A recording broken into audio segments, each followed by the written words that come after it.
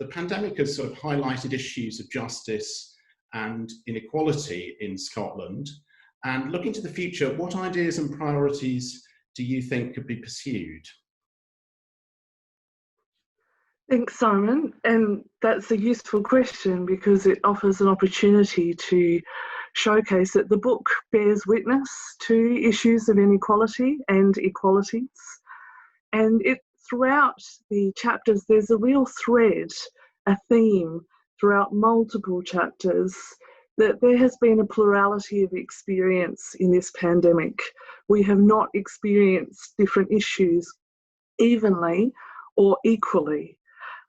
There's been issues of power that come to the fore in our experiences, and they show up in the chapters, in the essays, the poetry and the short stories. And so in terms of issues of justice and inequalities, it's very telling how we deal with different emergencies. And so I have a keen interest in Scottish politics, but have grounded my chapter in thinking about changing Scottish justice, needing courage and cooperation. And as a criminologist and a social scientist, in criminal justice in Scotland, we routinely see issues of social justice, or should I say social injustice, coming into our area. And so I guess I'm attentive to the fact that in the midst of adversity and uncertainty, the Scottish Government and a raft of contractors and community groups and others have moved heaven and earth to respond to the pandemic.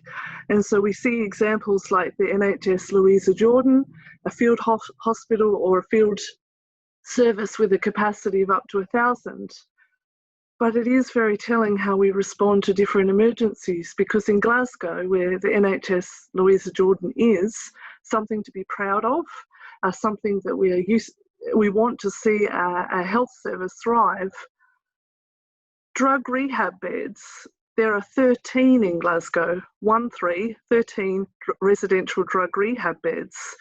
And we've had other emergencies on our conscience and on our minds, like being a drugs death capital of Europe. We're also a punishment capital in Europe, so Scots punish their own at much higher rates than other societies in Europe. So residential drug rehab beds make up 1% of prison beds in my city. And also there are issues across Scotland where if you have mental health issues, you could be waiting longer than the pandemic to access psychological talking therapies. And that was before the pandemic. And so I guess I want to highlight issues of how social justice and injustice intersect.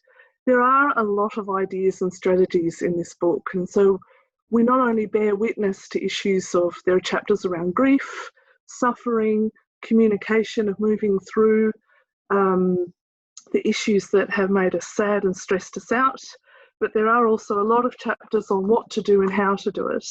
And so my chapter moves through strategies on how can we punish less.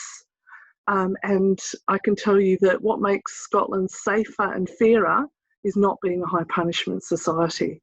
If you want questions on the types of strategies, feel free to ask them in the chat. But there are quite a few intersections between what I would say is a criminologist, and then what others like Oliver Escobar, and a political scientist, Michael Gray, a journalist and lawyer, would speak to on how we deal with people who disagree with us or see our futures differently. Because when I propose that we use prison less, a lot of people react to that, and understandably. So I think this is a book about the future with some strategies that will take backbone, moral and political courage. I propose things or speak about the issues like decriminalisation.